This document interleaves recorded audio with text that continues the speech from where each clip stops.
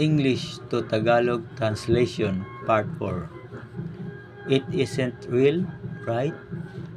Hindi totoo. Ano? Why isn't it allowed? Bakit bawal ba? I have no idea. Wala akong alam. I didn't say anything. Wala akong sinabi. Don't you like it?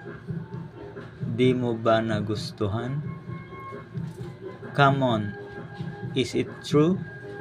Hala, totoo ba ito? I'm just done eating. Kakakain ko lang. Are you serious about this? Seryoso ka ba rito? I'm glad you're here. Natutuwa akong nandito ka. Why is it so big? Bakit ang laki naman? I want to know. Gusto ko kasing malaman. I will figure it out. Aalamin ko na lang. I took a while. Medyo natagalan lang. Did you understand it?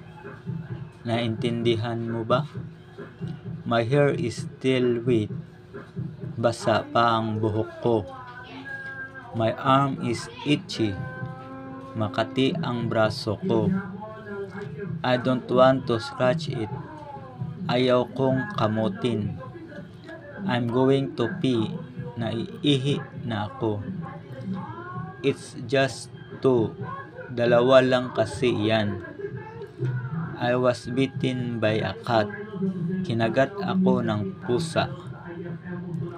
Where was it? Did you see it? Nasaan na ba iyon? Nakita mo ba? This is all I have.